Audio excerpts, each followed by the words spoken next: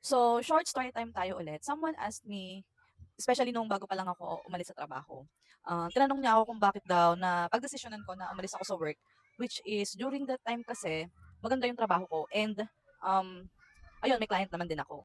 So, she asked me bakit daw hindi ko muna pagsabayin, although, ayun nga, na-try ko na naman siya na for 1 year is napapagsabay ko siya. Kasi during that time, yung client ko is naka-flexible schedule naman ako. So, kung kailan ako available, as long as namimit ko yung schedule and deadline niya, is okay lang, no?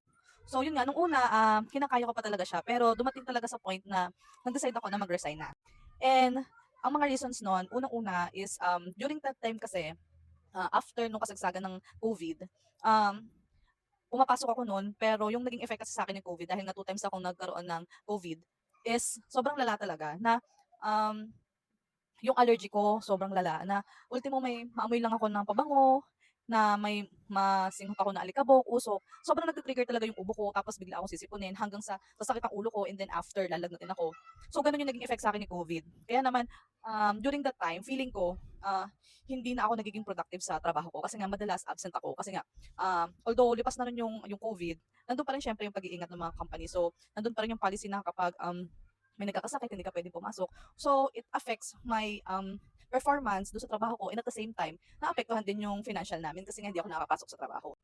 And pangatlo is yung, appearance ko sa mga anak ko. During the time kasi, yung anak ko kasi is, masasabi kong, pandemic baby siya kasi nung pinanganak ko siya, 3 months after nandun na yung nagsisimula na yung COVID. So, hindi siya puwedeng lumabas and hindi rin siya puwedeng nasa akin kasi nga, yun nagtatrabaho nga ako, 'di ba? So nakapag-decide kami nun na ihabilin siya dun sa parents ko hanggang sa tumagal ng tumagal, medyo nagkakaisip na yung anak ko and dumating talaga sa point na 'pag iiyak siya hindi ako yung hinahanap niya.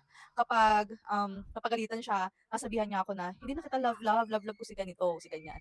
So siyempre as a parents 'di ba parang nakakadurog siya ng puso na anak mo mismo yung nagsasabi na hindi na kita love, love. Although alam ko namang bata yun, pero alam mo yun bilang parents nandun talaga yung parang wake up call na habang lumalaki talaga yung anak natin, importante na nasa tabi tayo nila, 'no? Na nararamdaman nila na mahal natin sila, napapaliwanag natin kung bakit natin sila pinapagalitan. Iba yung dating kapag yung mother, hindi naman absent, pero alam mo yun, hindi laging kasama. So, meron silang ibang taong mas nakakasama and yun yung parang in their, weakest point, hindi ikaw yung hahanapin nila kundi yung taong lagi nilang kasama. So, ako bilang mother, most especially mother, siyempre masakit, 'di ba?